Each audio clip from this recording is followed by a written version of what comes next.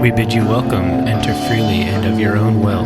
I'm Nick Grimm. And I'm David Graves. And we will be your horror host for this dissection of Dev Patel's 2024 Neo-Noir action thriller, Monkey Man. Good evening. So, this is a little outside our normal purview, but I think we're claiming noir as within our realm of our scope of practice. I think that's good. Noir's good. Noir, we are a macabre podcast, and our mission statement says something about the darkest corners of pop culture or something like that. Something like that. Yeah. And this is a dark movie. It's a really dark movie, and I mean, noir means black. Black is the darkest color. Yeah, this movie is a really interesting one, and Nick and I just got back from the theater. Mm-hmm. We have no prep, no notes. So this is truly a hot take, some sort of a hot dissection, a slaughter, if you will. Yeah, and on our old podcast, the last time we did this was a Dev Patel joint too, because we did this for The Green Knight. That was a great movie. Yeah. I gave it mixed reviews, but I've seen it again since that. Oh, really? And I liked it. Yeah. I think this movie might be like that for you too. A bit of a grower. I have mixed feelings on this movie, so I really I look forward to talking about it, because there are some parts in this movie that were just fucking badass, and then there were also some parts where I was like, man, I want to pull out my phone. Yeah, did you nod off? I think I didn't nod off. Okay, I thought I caught you sleeping at one point. No, but, yeah, it's got a big lull in the middle of it. I would say that. And it builds, and it does. This is a very kind of tropey movie. Mm-hmm. It's just steeped in Indian culture, so it's the plot is nothing fresh, but it has trappings that are fresh. The meta is pretty well known. That's true. It is. It wears its influences pretty proudly. Like Bruce Lee's Game of Death is all over. Game of Death, John Wick. Yeah. They even mentioned John Wick gets called out by name, and so it definitely owes quite a bit. It pays tribute to the things that it likes. Yeah, like when I was watching, like when they're doing the hotel thing, and he's going from level to level, I was like, oh, we're in Game of Death. Yeah. And when all of the goons run out, so yeah. Have you ever seen The Raid? The Raid, yeah, I have. That's a great movie, actually. Yeah, there's a lot of The Raid. I mean, and that comes down, the stunt coordinator from The Raid did the stunts for this. Yeah. So that tracks. It's very raidy in its combat. Yeah, so if you're curious about this movie, obviously we're about to talk about it for about an hour, and but if you liked like John Wick, The Raid, Dread, martial arts movies in general, it's kind of a action smash 'em up. So it's a good movie for that. If you're wanting like a deep thinky plot, this ain't it.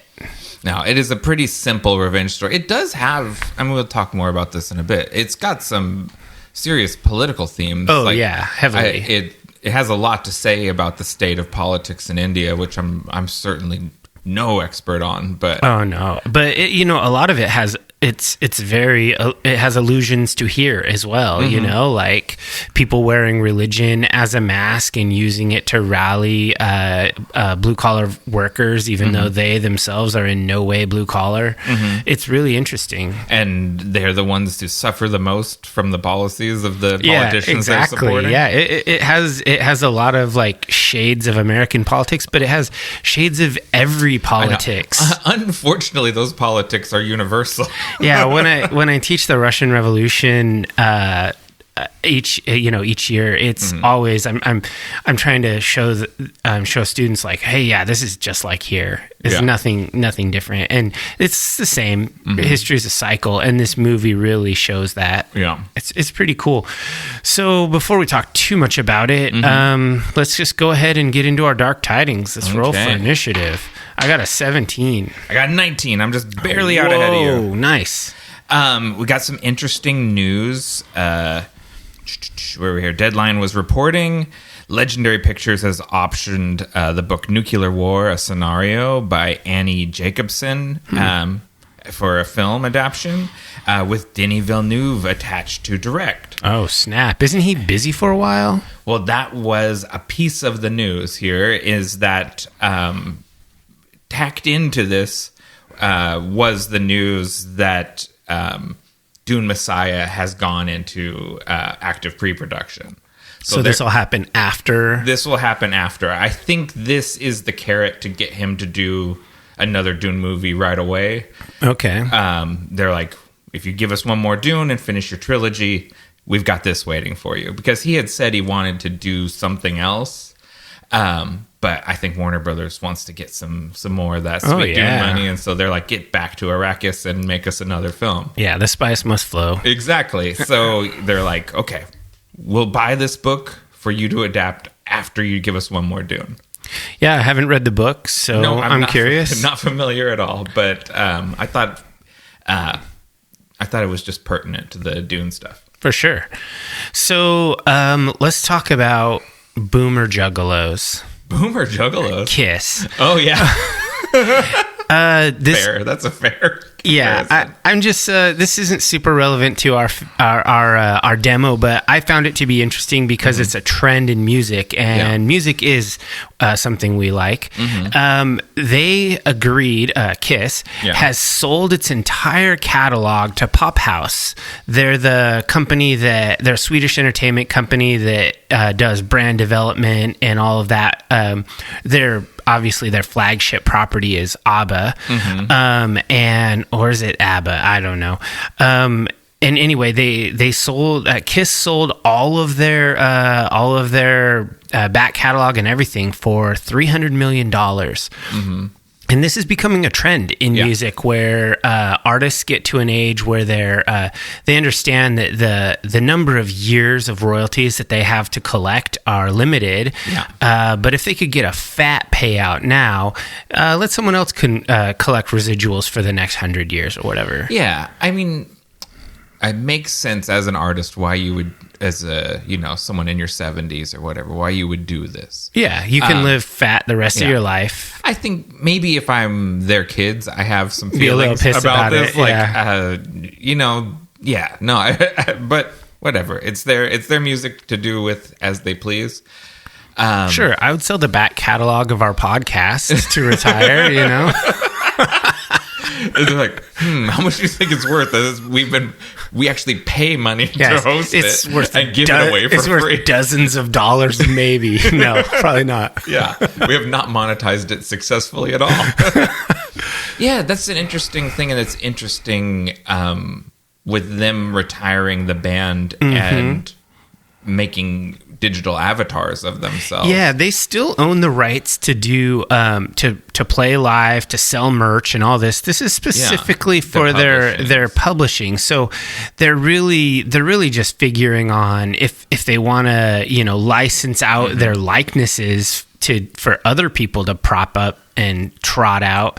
Who's going to that though? Well, that's an interesting thing. A virtual Kiss concert where they're hologram, like digital avatars. I don't know. I don't quite see the appeal of it. Can you think of a band that you would go to a virtual concert of? I think a lot of dead artists where you literally could not see them. Say like a Hendrix or the Doors or something. Watch some of their famous concerts in hologram form might be interesting, maybe, or weird. It's almost like going to a theater and watching a live movie. I don't know. It's weird. I'm open to. It feels like a Vegas thing. Like it seems like someday I'm going to go and see like Elvis hologram in Vegas. I think that will be the thing. I think I'd rather see a really good Elvis impersonator. Yeah, probably. That's. I've never seen a hologram musical performance, so I can't say with authority, but something, it just feels hollow and fake. So Because it is, yeah. Or maybe, here's another one. You know that AI band Frostbite Orc Kings? No. So it's a fully digital band. AI writes the music, and they're a bunch of orcs, and they do like Viking death metal, like very sort of Amon Amarth-y, but the lyrics are semi-nonsense because they're generated by a computer. Okay. That sounds like a novelty, though. Yeah, but I would probably see a hologram of that fake band. Okay. I think I could see a hologram of, like, Death Clock. Yeah, I'd be okay with that, or gorillas. Sure, because they don't exist. Because they're not real people, yeah. All right. Well, I just thought that was interesting to discuss as a concept of these artists selling off their catalogs and all this stuff.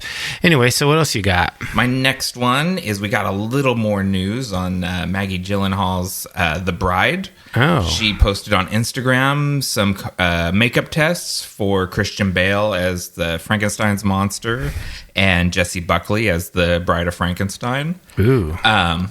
It looks pretty cool. We're just not going to escape these cursive script tattoos because the Frankenstein monster has one too. Jeez, no.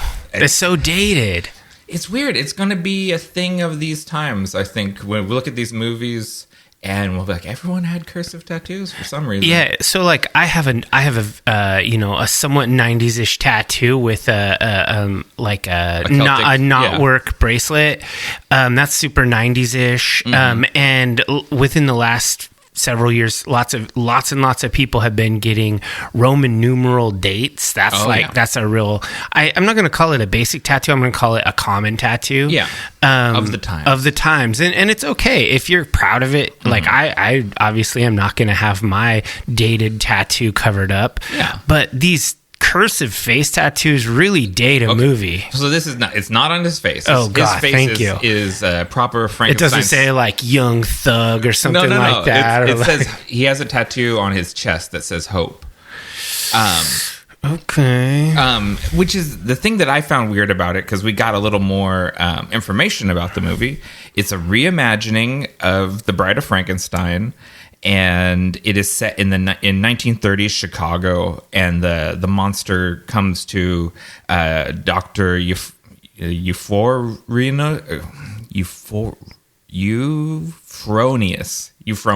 Dr. Euphronius, and has him make a bride for him. And then it's a reinterpretation of the myth. So we know a little bit more about it. And I'm just curious about this movie. Yeah, it doesn't sound amazing, but I'll probably give it a shot anyway. Yeah. All right, so my last piece of news is kind of a downer. So Edward Piscor, the half of cartoonist kayfabe, he died. Yeah. So I assume you know about this story. I do. I've been following it. Because you're a cartoonist kayfabe fan. Yeah. And so he took his own life, and this was following some online accusations of sexual misconduct. Yeah. This whole thing is very sad. It makes me very sad. Because he's like a young guy. He's like our age-ish. Yeah, he's young, 41. He's people 40. Don't die in their 40s. They don't die in their 40s. Right. And that podcast was an inspiration for this podcast. Yeah, it was one of the examples I sent you, and I was like, I want to do what they do, but about what we want to talk about. Yeah, I listened to this podcast to get an idea, and we threw back and forth some ideas, and so that's why I brought it up, because it's a bummer to go out like that, especially when these guys are very much in our wheelhouse, our age, podcasters and nerds, super nerdy. It's very common on a Saturday or Sunday for me to just turn on Cartoonist Kayfabe on YouTube and just have it playing for hours, like just running through episodes. Yeah. And it's just the background of my weekend. And no, it's very sad. I'm very sad. I'm very sad at what he did, the allegations. Yeah, I can only assume they were true, because otherwise, Yeah, it's disappointing behavior, but it's not, not to put judgments on these things, it's not the sort of thing that I don't think he could have come back from with a little grace and, proper amends and apologies. He didn't do anything so awful that that I feel like his career even would have been over. Yeah, and even if his career was over as a media personality, that doesn't really matter because his life isn't over. He can be better. He can just become a better person, learn from it, live another 40 years as a better man. Yeah, and so mental illness is a motherfucker, and I'm sad that he didn't see a way through this, because I think there should have been a way through it for him. Exactly. So I didn't want to bum us out, but this guy seemed like it'd be remiss not to mention this story. Yeah. Good job. I was going to skip it because it is so much of a bummer. Yeah, but, I realize it's a little closer to home for you because you're a big fan. So let's go ahead and take a short break, and then we'll get back with our dissection.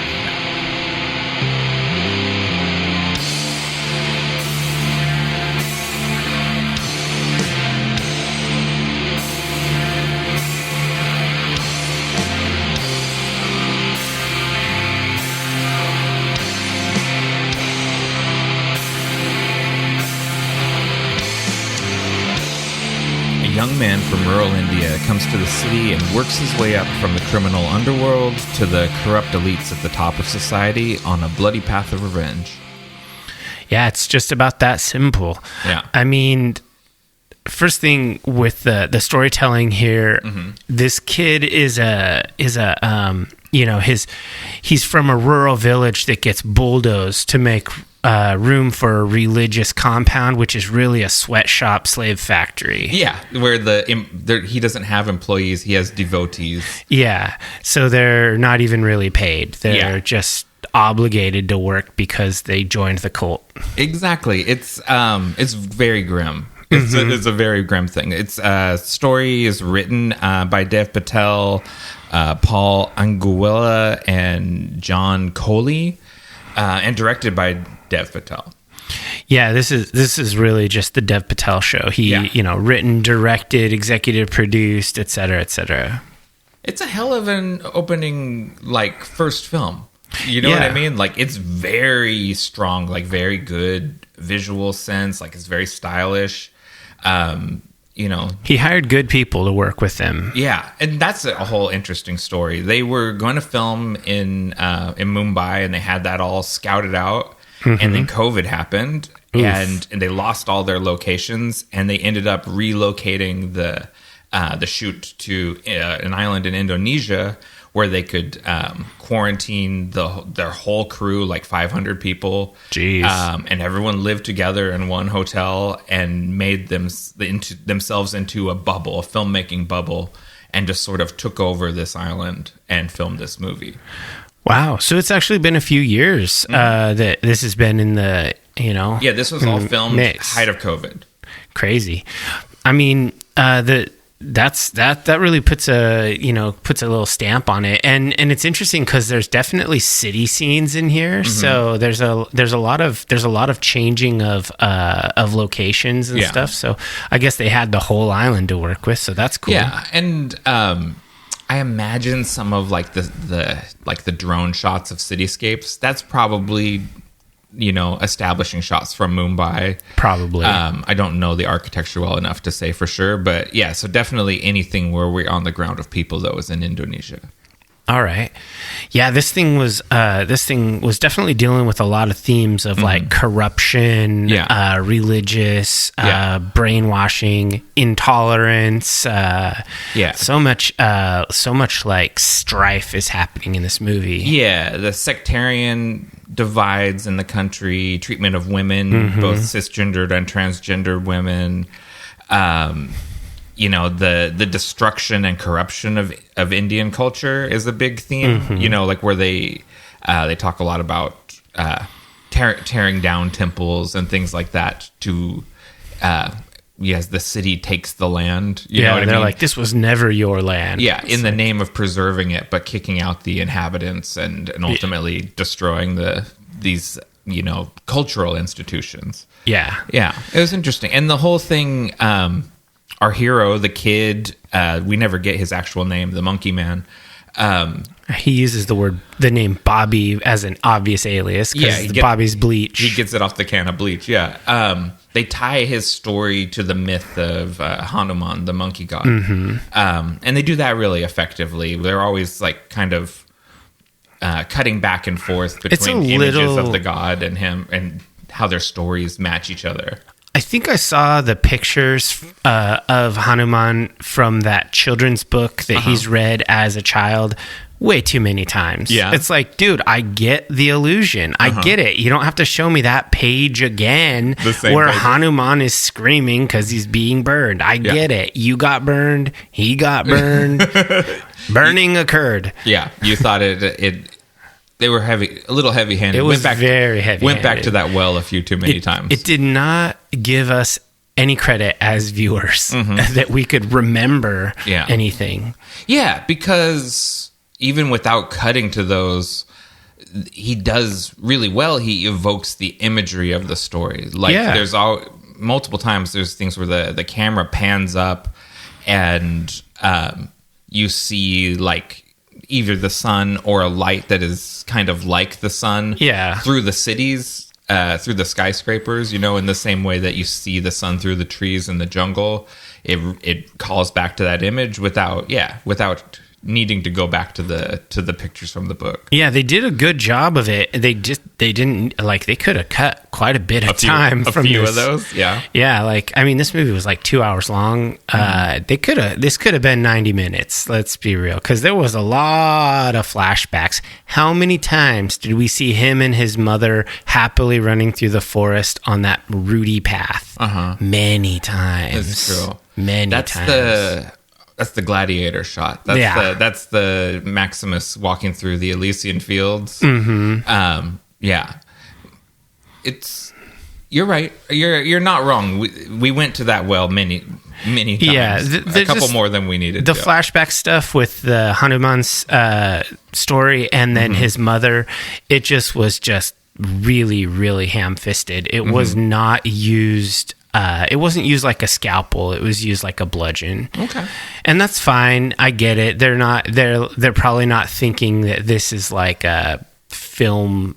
Like the people that are watching this are probably just want a Rock'em Sock'em Robots movie. They're not, and they want to make sure you understand this is an art film as well as a karate film or whatever. Well, that is the thing that the marketing kind of leads us astray a bit on this movie because it is really marketed as Indian John Wick. Yes. And this is much more of a contemplative movie than John Wick is. Yeah, it's about an hour of an art film and about an hour of a martial arts flick. Yeah, a fucking brutal martial arts flick. So many killings. Very, very bloody. Yeah. We're kind of transitioning into visuals here. The cinematography was by Sharon Mir. Production design by Powis. God, forgive me for this one. Sawachalamet. Art direction by Ahmad Zulkarnain. And costume design by Divya and Nidihi Gambhir. And sorry to our Indian cultists because I butchered all that. I really did think the costumes in this movie were great. Everyone was wearing things that really identified their station in the society, and it kind of gave us a lot of clues. Like when we met his sleazy drug dealing pseudo accomplice, you could just tell right off by the way he was dressed and the way they styled his hair and everything. You knew who this guy was immediately. Yeah. The lovable scumbag. That's one of my favorite character tropes. Actually, is that guy? I love those characters, and he's awful. Like he's a corrupt, sleazy guy, but he does have like some sort of good heart underneath it all. Yeah, that makes you root for him, and he gets done fairly dirty by the monkey man in this. He does. He doesn't have a redemption arc. And we never see what happens to him, but he is wanted as a terrorist by the state, so it's not going to go great for him. He basically becomes a petty crook. He becomes a pickpocket, and that's his life. Yeah, tough for that guy. I think there's some, like you were just talking about how you see people stationed. It's one of the ways that the visual storytelling is really strong because we're constantly shown the class system of India. Oh yeah, for sure. And like there's this like scenes when they're driving through the city and all of the people that sleep out on the cardboard mats are just trash on the ground, basically. Like they're and just completely ignored. And and Dev Patel's character, he says something about like they don't even see us, the people up there. And I thought that stuff, when it is doing the show don't tell, it does the show really well. It doesn't need to tell you so much. Yeah, and they were really able to just, you can pan across the room in the club and you can really tell who's who just by the way they're dressed. Yeah. So I thought that was really cool. So speaking of the camera work and all of that, what did you think of their use of shaky cam? It's very immersive, is what I'll say. So they had one of the stuntmen was made a camera operator and worked into the choreography as one of the stuntmen holding a camera. Okay. And so you get a lot of Dev Patel calls it the under the armpit shot, where the guy is basically right behind someone filming the action in the action. Okay. And it's sometimes it's disorienting, but it really puts you in the chaos. So it felt to me like they were really trying to do a Reservoir Dogs thing, but it just got, at a certain point, it was almost like nauseating because it was like it was just shaking, and it's like, I get it, okay, and then like even when it kind of calms down, like when he's running out of the building and he runs down into the alleyway and he then stops running and he kind of walks and you're like, okay, you can calm down now, but no, it's still shaky. It's still shaky. And then so that kind of got to me a little bit, but what actually made it worse to me was how much blurriness they used intentionally. There was a lot of blurriness because he's getting the hell beat out of him. Right. And one of the things they do, because you can't always just have the camera rock back or fall down to show he's getting beat up or whatever, is they would have very blurry segments, like where everything's out of focus, and it just like, it gave me a headache. I literally took some headache medicine when we got here because I was like, Jesus, between all of that shaky cam and the constant blurriness, my eyes were just like strained watching this movie. It did not affect me. Usually I'm real sensitive to that because like, say like the Blair Witch Project made me super nauseous. And I think we saw that together. I think you got nauseous too. Yeah, I didn't like it. And there's often I'll get motion sickness from a movie like that. But this one didn't do that, but I can totally see why it would. I think like fully half of the film was either shaky or blurry. Yeah. And it was like, damn, this is tough. It's a lot of handheld cameras because they're shooting in very small spaces, and a lot of iPhone photography. Like the stuff in the rickshaw is literally an iPhone taped to the windshield of that. And like some of the stairwell fights are again with iPhone because there just wasn't enough room in the space to get a camera in there. Yeah. And so they're filming it with the smallest cameras they can get. So it really is just a guy running behind the action with a phone filming it. Yeah, those choices those choices made it hard for me to watch all the time. Sometimes I did look away because it was just like, man, this is really unpleasant. Yeah. I want to watch these fights. Like I can watch a whole John Wick movie and never feel any of those moments. Yeah. I can watch a whole Bruce Lee movie. They're filmed very differently. That's filmed very differently. But it's just like, it's just too much. Did you ever see, and I have never watched this, but Hardcore Henry? I don't think so. The one, it's Sharlto Copley, who's the guy that runs the fight ring in this movie. It's like an action thriller chase movie, all shot first person perspective. Like he's wearing the camera running through the movie. And so you're seeing what he's seeing through the whole movie. And it's notorious for making people sick. Yeah, it doesn't sound like a movie I'd want to watch. Yeah. No, I mean, it sounds very interesting, but I don't think I could make it through it. I mean, as an experiment, I respect it, but no, I don't want to watch that. So yeah, I guess that's really what struck me is they did a lot of establishing shots and B-roll stuff that was extremely up close, like so many close-ups. Like I don't know if I need to know what the inside of his mom's ear looks like. Come on, bro. This is an IMAX showing. Yeah. And her head is 3 stories high. Yeah. Like, so we're very close. It's like so close. Like, it's the opposite of Dune, which was wide angle everything. Yeah. This was like in your mouth close. It was so close. Every shot, like not every shot, most shots feel like you were inside an elevator. There were a lot of elevator scenes, but almost everything felt like inside an elevator. Okay. Yeah, it's claustrophobic in that way. In the, you're in slums inside like a brothel. Yeah, like alleyways and hallways and little tiny rooms and bathrooms and... Yeah, it is a very claustrophobic. But I think that's India, right? That's India. That's how those like South Asian countries are. People are stacked on top of each other. Yeah, it was just really like disconcerting with when you combine the complete closeness of things with shakiness and blurriness. I'm just like, ugh. Yeah, it's. It's deliberate. I think that's deliberate, and it's distressing, and I think it's chaotic and it feels oppressive, and I think then you feel the openness when you go back to the forest. Yeah, they did give us a lot of big contrast. Yeah, because he comes from the forest, he comes from that rural background, and the forest and the sort of village life is really treated idyllically, right? And the part of that is because he was a child when his village was destroyed, and so he has a child's memories of it.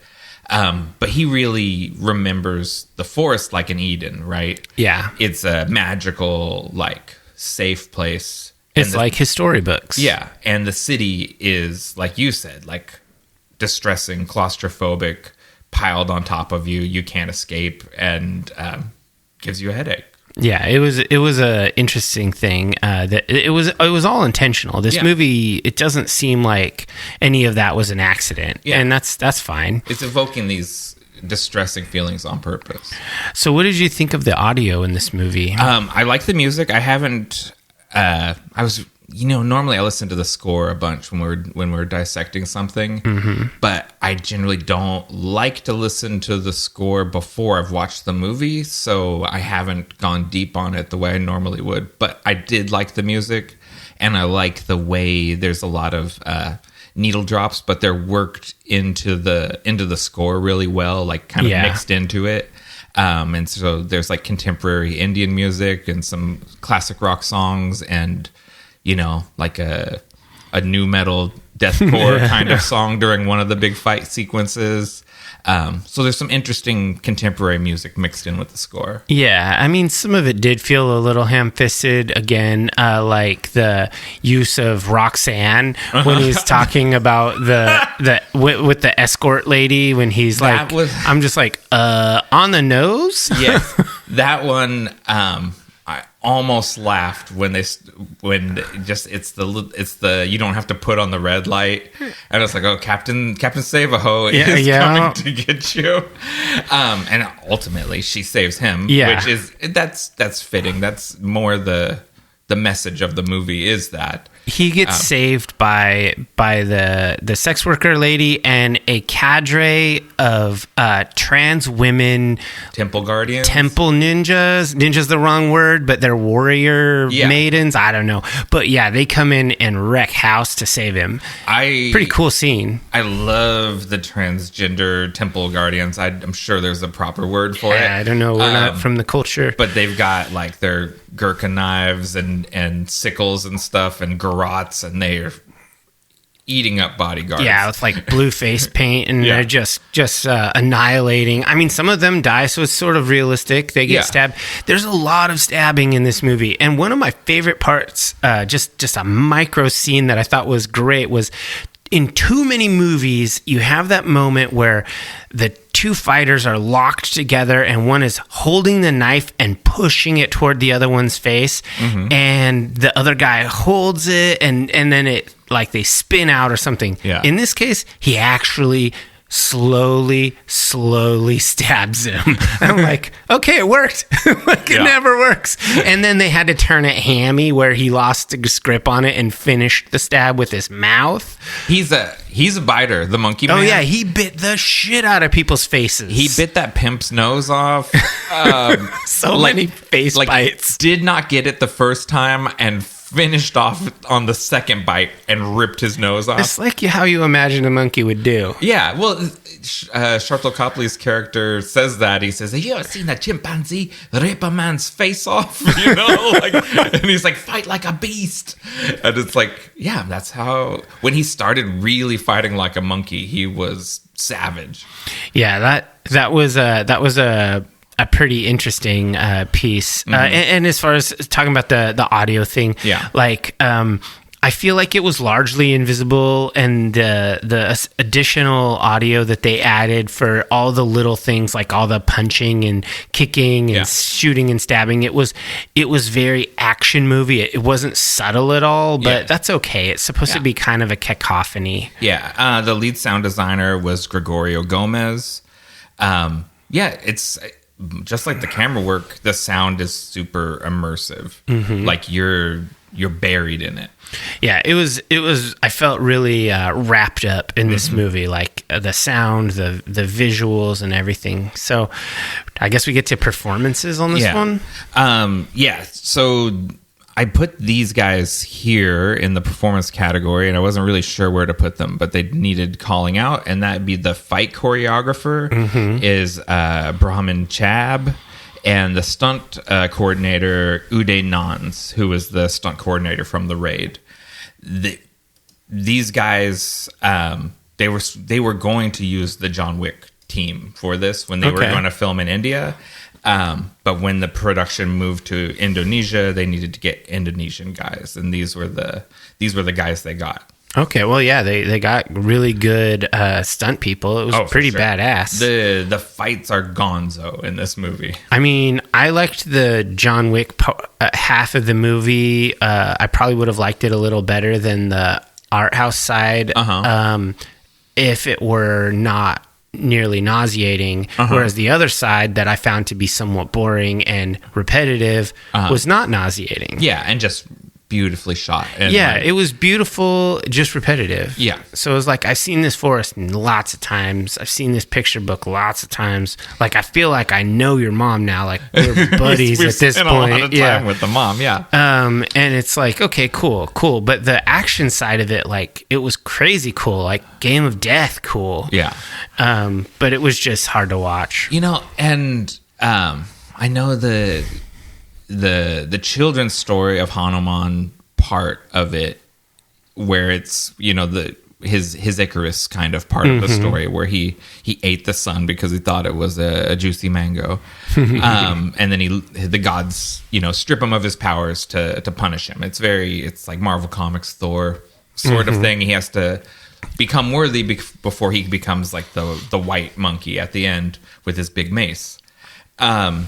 I could have used more Hanuman ascended with the mace. Yeah, he only wore the mask for a very short amount of time. Yeah, that pumped me out. I thought more of he goes through the trouble of bleaching the mask to represent the ascension, you know, taking his true form, and then immediately takes it off. And I was like, okay, you got to wear it through the first fight at least. But yeah, it'd be like if Gandalf ditched his fat new white staff. He's like, now I'm the monkey man, the white, and I've returned at the turning of the tide.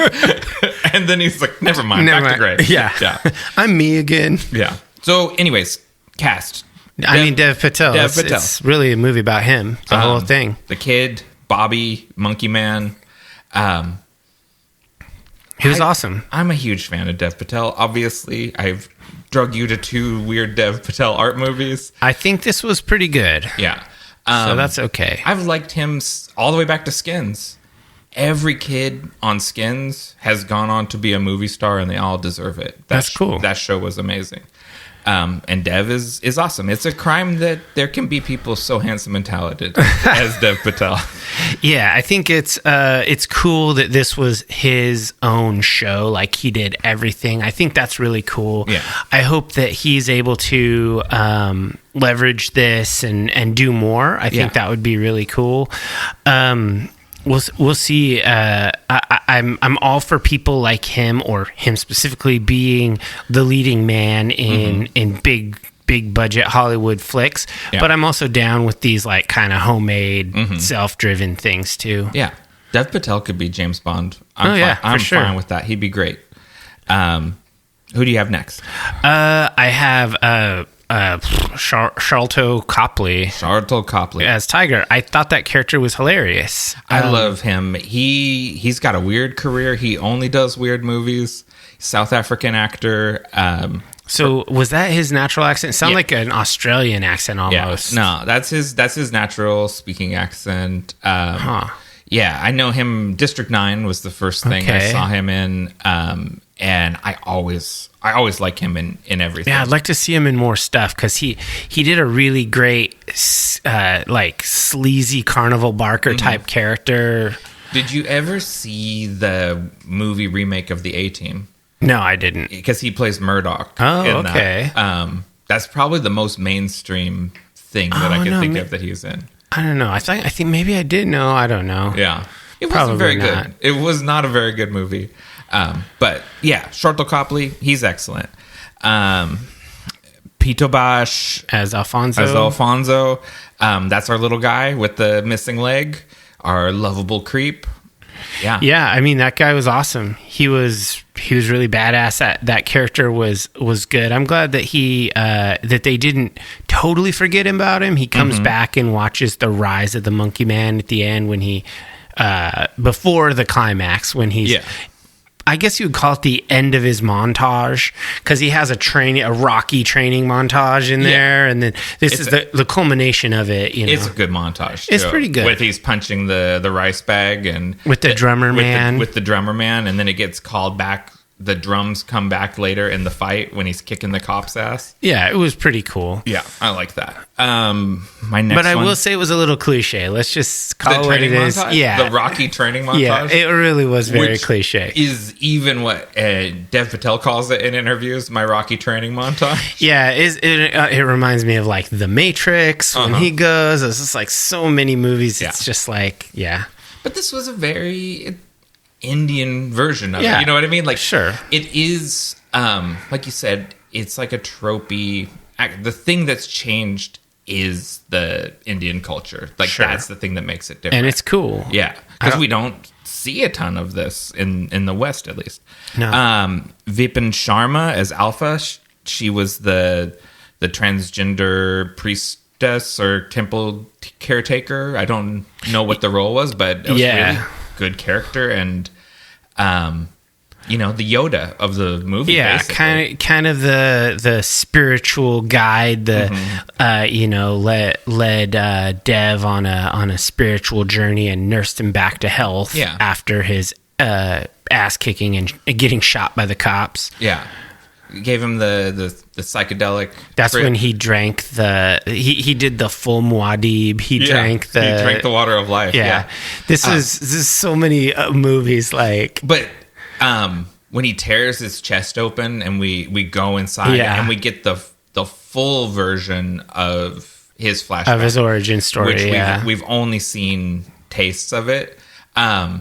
I thought that was all really good. Very psychedelic. It reminded me of the psychedelic scene in The Green Knight. Oh, yeah. Or I was thinking the David Lynch Dune. Yeah. When he drinks the water of life, we get a scene very much like that. But when he tears his chest open, I was like, oh, it's this kind of movie. Yeah.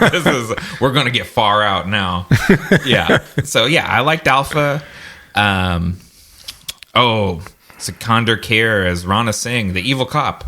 That guy was he kind of looked like Indian Ron Perlman, and he was like extremely sinister as a bad cop. He looks exactly like the bad cop. If you think with the mustache and just the attitude that he has, like...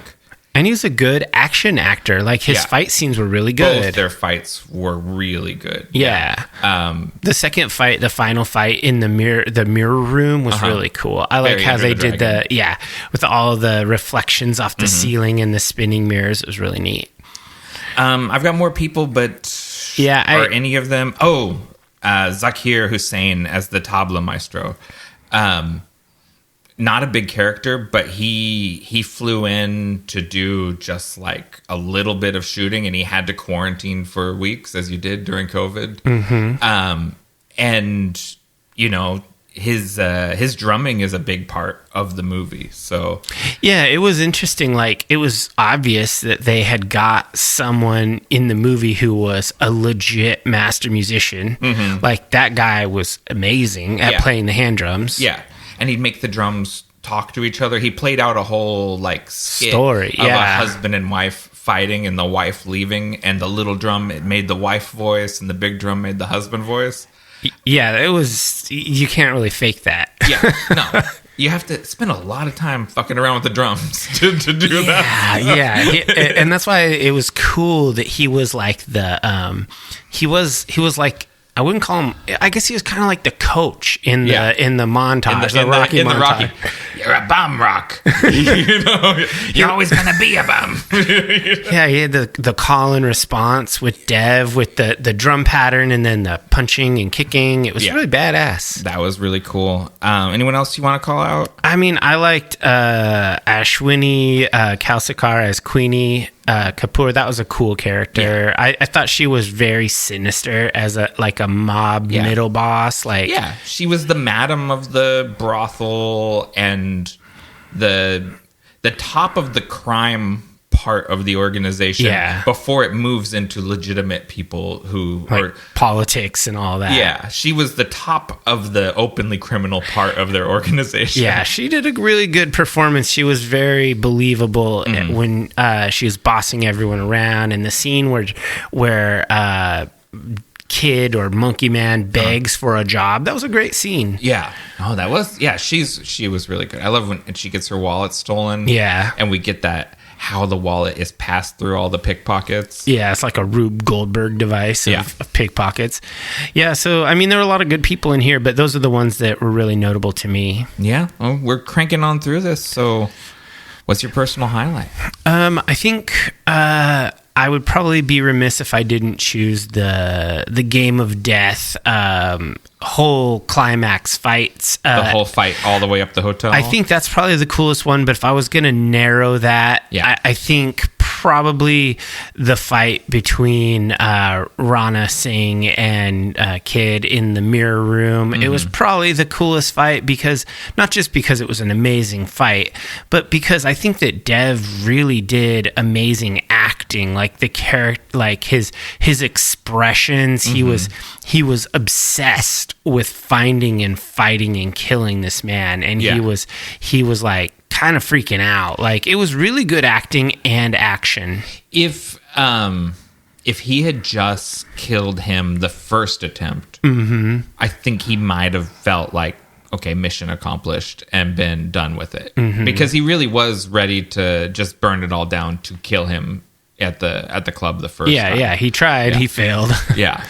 That's what I was gonna pick that one too. That fight is kind of the crowning jewel of the movie. It is, and I really liked the way the drums come in the background. And so, and it was like you start hearing the drums, and it's the wax on, wax off part of the Karate Kid. It has been done before, but when it's just executed really well like that, you love to see it. It was a great scene. Since you picked that one, I'll do the earlier fight with that guy in the bathroom the first time. I love his scheme, putting the Bobby's bleach, the Chekhov's bleach into the cocaine vial. I love how they did all those callbacks and stuff with like, it was like very intentional when they introduce like a little thing and it's kind of obvious that it's a thing. It comes back. Like the dog was not just a character moment. It served a purpose. It did both, right? It's the save the cat, but then also the dog was an accomplice. Yes, he smuggled in the gun. But so I love that whole thing. And then shooting out the aquarium to escape. Like that was that scene was also well choreographed. And Dev Patel got an eye infection from the toilet water. Ooh. So like a lot of, like, he sustained a lot of injuries filming this movie. He broke his hand and had a screw put into it. That particular scene really reminded me of there's a bathroom fight in Eastern Promises. Oh yeah, it just sort of was with Viggo Mortensen. Yeah, it evoked this, like it's just like a brutal place to have a fight. Everything is rigid and slippery all at the same time. Yeah, there was a lot of like people hitting their heads on toilets and sinks, and it was a really cool scene. It was a dirty, on the floor, really dirty, toilet, and he had to go into the shitty toilet to get the gun. It's good that they used a revolver for that, because the revolver would work. It would survive the toilet.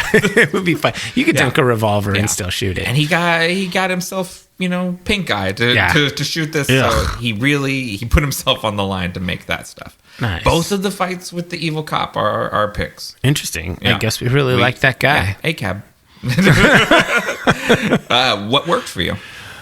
I think that I just feel like the stunt crew and the action choreography and the performance of Dev Patel as both a dramatic and an action actor in this movie were all exceptional. Those are probably the highlights of the movie, like the homage to John Wick and Bruce Lee and all of that. I feel like all of that stuff was really stand out, and I really enjoyed that part, those parts of the movie. What about you? What worked for you? All of that same stuff. I think Dev Patel is a super talented guy, and we got to see a lot of his range dramatically and action and writing and directing, doing all this stuff. It's kind of mind-boggling to spin all of those plates. I like the way we're remixing familiar tropes and getting sort of the Indian version of all of these things. Yeah, rather than doing a remake of Game of Death, just do this. Like, don't do remakes. You can take the spiritual aspects of something and do something cool and new with it without a literal remake. Like when, say, like Sergio Leone took all the Akira Kurosawa movies and made westerns out of them. And made things that were distinct and had their own identity, and then had influence afterwards. You know, I think the way he pays tribute to his influences, the way he weaves the mythology into real life contemporary issues. I just thought that was all very well done. Agreed. What didn't work for you? Just the kind of nauseating use of shaky cam and constant blurriness. And when it's blurry and shaky, I'm just like, Jesus, stop it. That's hard. It's hard to deal with. I just wanted to watch the movie. That's like, I kept saying, like, maybe about 2/3 of the movie, through the movie, I was like, man, I just want to watch this movie. Let me watch it. Like, stop taking me for a journey all the fucking time. I mean, I get it, what you're trying to do, but let me watch the movie. Let me see these people flex their wings, or, like, just let me watch the movie. And so that's really it. And I've also mentioned, I think that they were repetitious with regard to the flashbacks, backstory, and all of that. I would have rather they use some of that time to incorporate more mythology, give me more allusions to Hanuman returning, give me more of that. Don't do so much of the same thing. I realize he's focused on that. Those are his happy places in his mind, but you could give me different things for your happy place. I don't know. I agree with that. And like, to expand on it, when he has the final confrontation with the cult leader, who we did not call Baba Shakti. Yeah, we did not call him out. He's a really minor part in the movie. He's almost like a MacGuffin. Like he's just this figurehead at the top of things, the corrupt yoga instructor. Yeah. And they have their final confrontation in front of this huge mural of Hanuman and the Demon King that's his adversary. Yeah. And you have their avatars there having the fight. And like you said, we got the children's book Hanuman who lost his power, but they never told us about the white monkey. Like, they never ever talked about the second half of the mythology. Yeah, and I'm kind of a sucker for mythology. Yeah. I wanted more of it. Yeah, so I would have liked to have gotten some of that too. So keep going. What else didn't work for you? What else didn't work for me? I think we just drop some interesting plots, just like say Alfonso. Sure. I don't know why he drug him into the escape. If he was going to just drop him as a character. You know what I mean? Why did Alfonso want to jump in the car with Bobby? Yeah. Because if he had not, and he had been like... That was a life-ruining decision. Yeah, he should have been like, get him, guys, and shot some pistol shots at him as he's going away. Like, I'm on your side. Yeah, exactly. And so, and I just feel like there was... and this, I think this just comes down to being a first-time director. You have so many ideas that you want to get into it, and then they don't go anywhere. But you have these vestigial tales of story. It feels like, and so that's sort of like the threads that are just left dangling and are not tied up.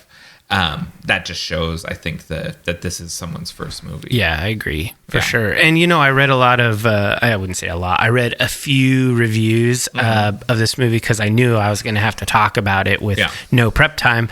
And literally, this exact same things that we have brought up were brought up by critics. They're like, so many things that were partially developed but never fully. The mythology thing, side character things.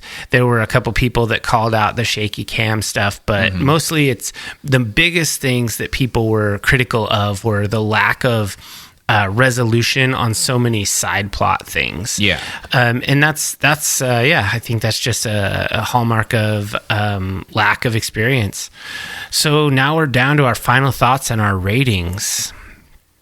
You gonna go first? Yeah, I was having a hard time with this. Like, I'm just gonna go with a 3-star movie. Are you? I think, it had glimmers. It had glimmers of 4. Like, it definitely did. There were moments of greatness, but there were also moments where I was like, which I should never feel that way while watching a movie, you know? Like, some of the moments where I felt like looking away were due to the shaky cam and the blurriness effect, but also some of them were because some of the violence was just very graphic, like, and violence towards women and these types of things that are just hard to watch, and that's a choice. It's an artistic choice, and that's fine. I totally respect him for being edgy in that way. Yeah, but man, it was sometimes hard to watch. There was some tough violence in that movie.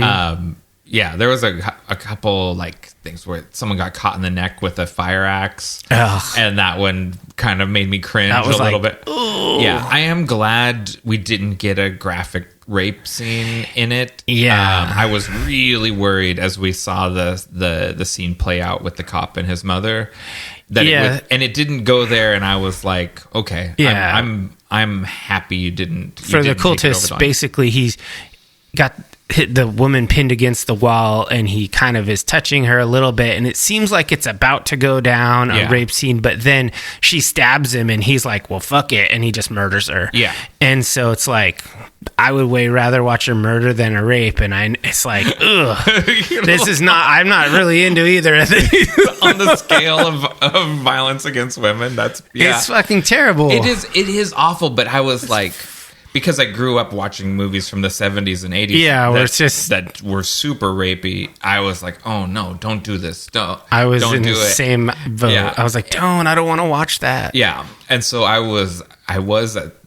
It's weird to say I was happy when he strangled her instead of because we're super desensitized to violence, and so that's just I don't know. It's a weird thing to prefer, but it is what it is, and we're just people acknowledging our feelings, and that's okay. Exactly. So we actually don't support strangling or any of those things for any people. Yeah, not even women or men, unless they're a crime boss that killed your mom or whatever. Or then a just cop get her or done. a yoga instructor.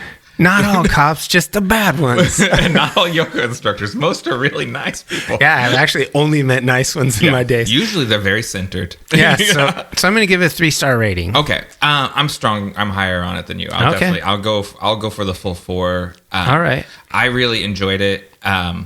If it had made me nauseous, like some movies have, I would probably have to dock it a little bit like you did. Yeah, that's really the only reason. I would have gone for it if I could have kept my eyes on the screen the whole time. So that's just something I think the cultists need to take into account if you're sensitive to those sort of visuals. Like if 3D movies make you feel queasy, do not see this movie. Yeah, it's probably going to be distressing. If you have a problem with blood, it's probably... There's a lot of blood. Yeah, that's especially that last fight. I thought... I'm glad Lisa didn't come see this because she would be like covering her face. Yeah, so much blood. Yeah, and she'd be like, "Why do you take me to these things?" I'm like, "I don't know." She's like, "You should take David."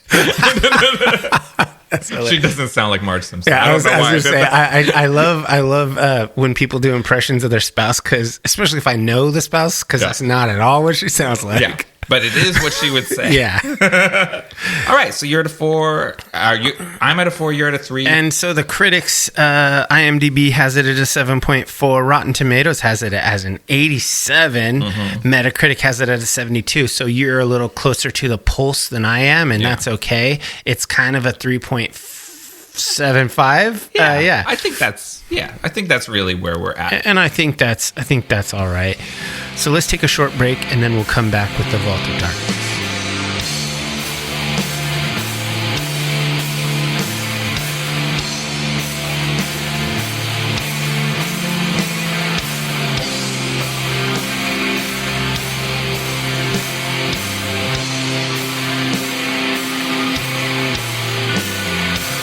Before we delve into the Vault of Darkness, we ask that all initiatives of the cult follow us on your favorite social media platforms at Nightshade Cult. If you've enjoyed this content, help us grow the cult by sharing it with like-minded people and leave us a review wherever you listen. We also get a lot of listens on YouTube, so just click that upvote and let it play through the outro, and then the algorithm will suggest us to other people. And the algorithm has actually been pretty kind to us, so just keep on doing it. If you have been, and if you haven't been, just toss that little thumbs up. It doesn't take anything but a second. Yeah, and some of you cultists, James and Ted and Lance, you've left us reviews, and you've been commenting on our social media and stuff, and all of that stuff helps. So yeah, just even if it's just like nice episode or awful episode, why'd you talk about that? This movie sucks. Yeah, whatever your opinion is, the engagement is what drives the algorithm. Yeah, obviously we do this for fun, so we just want to reach more people. So you want to start us off with what you're pulling out of the vault? I accidentally already mentioned this film earlier. I have film recommendation too. Yeah, so. But this movie, because it had the great Sharlto Copley in it, made me want to recommend District 9, the 2009 science fiction film directed by Neil Blomkamp. It's a South African movie about aliens landing in South Africa. I saw that in the theater, and it was dope. Yeah, it's a very mid to low budget. It was produced by Peter Jackson. Limited CGI, and it's it's one of those things where it's a thinky movie as well as like a sci-fi alien invasion movie, because it's sort of this Kafkaesque metamorphosis movie, right? Where a guy literally turns into an insect. Yeah. And it's exploring... The Fly. Yeah, totally. And race and segregation in South Africa. And like, so it has social themes in it besides cool sci-fi visuals. And it's one of those movies that it's like a cult classic, and it was low budget, so it made its money back, but it never kind of spawned a sequel. It never really broke through in a big way to the mainstream. So some people have not seen this movie. So I definitely recommend District 9. Nice. What about it's you? a good movie. I second that. So I was thinking about like, okay, I love old school fight movies. I haven't really watched a lot of them in recent years, but when I was growing up and through my teenage years, I watched a lot of fight movies. They were my favorite thing. I studied martial arts and all of that. So watching these movies was really cool. And I couldn't really narrow it down. So I chose one that's just a straight up fighting movie and one that's more like an action adventure. But I think everyone should see both of these. The first one is the action adventure. I think most people have seen it.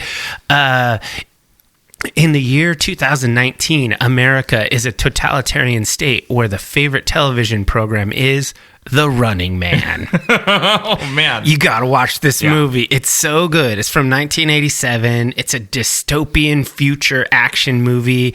It's, of course, a Schwarzenegger flick. Yeah. It's one of my favorites of his. And Stephen King's story, too, right? Yeah. And this is just an amazing movie. So I won't dwell too much because I think that's a fairly well-known movie. And then the second one, U.S. soldier Frank Dukes has come to Hong Kong to be accepted into the Kumite, a highly secretive and extremely violent martial arts competition. Bloodsport is my favorite of these schlocky fight movies. So you give Bloodsport the edge over Kickboxer. Yeah. Bloodsport has a better cast. It has just so many good people in there that you just kind of forget were in the movie, like Forrest Whitaker and whatnot. It's just a great movie. It's just a movie about an underground martial arts competition where before mixed martial arts existed, you have all these different crazy stylists for these different martial arts things and styles, and they're all fighting, and it does the whole sports. Basically, there's the tropey sports movie everything, and Jean-Claude Van Damme goes through the whole thing and comes back to win, as you would expect. Yeah, it's a great movie. I really think we have Bloodsport is the reason we got fighting games, like why that became a big thing, the video games like Street Fighter and Mortal Kombat. And this was from 1988, so it's super influential. We should say Frank Dukes was a real guy. Yeah. The story has been put into question, his story about the Kumite. I think we generally feel Frank Dukes was a fraudulent scam artist, and none of this stuff actually happened. Yeah, he really was a military guy who did do a lot of traveling around the world, but generally speaking, the idea that this ever existed is unlikely. Yeah. But it's great fiction. He should have just published novels because he was very creative. Not presented himself as I did this. Some crazy stolen valor. Like I won an imaginary thing, an imaginary martial arts tournament. Yeah, like just like the movies. But it is badass. If you haven't seen Bloodsport, if you're not a Jean-Claude Van Damme fan, I don't know what you're thinking. But this is kind of like his best. It's real neck and neck with Kickboxer. Well, Kickboxer came after this, and this was really like his. Like I saw this in the theater. Yeah, this movie kicked the doors open for him being like a big time action star. Yeah, and it really did start his career off. Yeah, this is an amazing movie. So I recommend you go and check these out. They're easy to find. They stream everywhere. The Running Man from 87 and Bloodsport from 88. Great movies. Oh yeah, I'm so on board with both of those movies. Great. I'm glad it chose some winners, and you chose a great one too. Another movie I saw in the theater. So, well, we'd like to thank you for joining the Nightshade Cult. Until we meet again, we're wishing you unpleasant dreams.